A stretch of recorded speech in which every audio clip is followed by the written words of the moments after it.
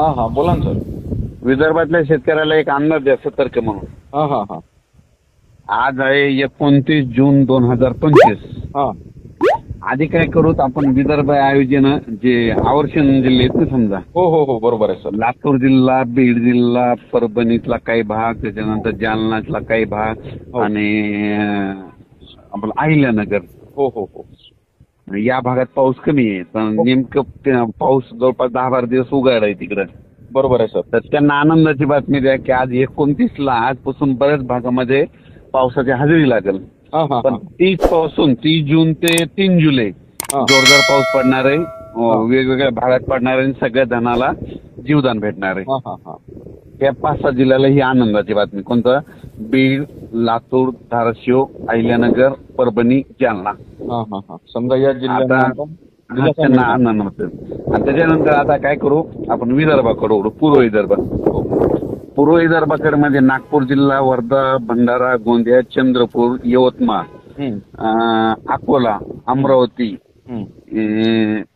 अमरावती, बुलढाणा या शेतकऱ्यांना जरा सतर्क राहा. कारण की तुमच्याकडे म्हणजे तसं आज पण दुपारनंतर ऊन पडणार आहे आणि रात्रीच्याला मात्र जोरात पाऊस येणार आहे.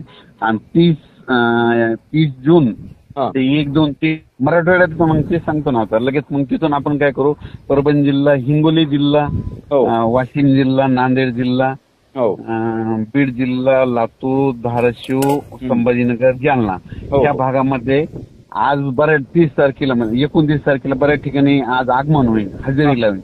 30ला बराच भाग आपण काढीन आणि 1-2-3ला मग जास्त पडेल. हो का? आणि त्याच्यानंतर पश्चिम महाराष्ट्राकडे वळवत आपण. हो हो हो.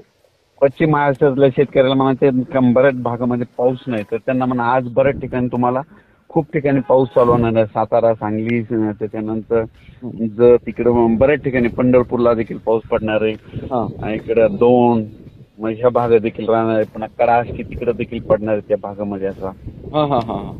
आणि नगर जिल्ह्यात देखील पडणार आहे. आणि आता उत्तर महाराष्ट्राकडे वळू. नाशिकला तर पाऊस चालूच राहणार आहे. म्हणजे त्याचा काही बंदच होणार नाही नाशिक जिल्ह्याचा. त्याच्यानंतर जळगाव जिल्हा तर जरा जास्त पडणार आहे. त्याच्यानंतर संभाजीनगर आहे, जळगाव जामोद म्हणजे घाटाच्या खाली पाऊस पडणार आहे. आणि परत काय करू आता एमपी कडे वळू. मध्य प्रदेश.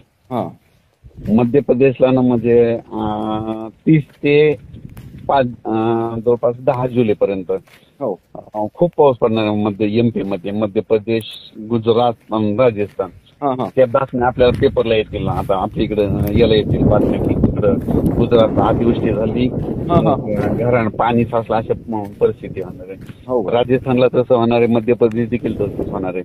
तिकडे पाऊस पडल्यामुळे आपल्या महाराष्ट्रात त्याचा असर होणार आहे. हो का? हो.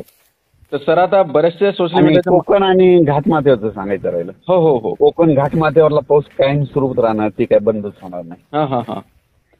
आणि सर बऱ्याचशा सोशल मीडियाच्या माध्यमातून असं सांगण्यात येत आहे की अतिवृष्टी होणार महाराष्ट्रामध्ये आणि विदर्भामध्ये. महाराष्ट्रात नाही होणार. फक्त तुम्हाला सांगतो यवतमाळ जिल्हा एक आहे, चंद्रपूर, नागपूर, अकोला, वाशिम या पट्ट्यात होणार आहे.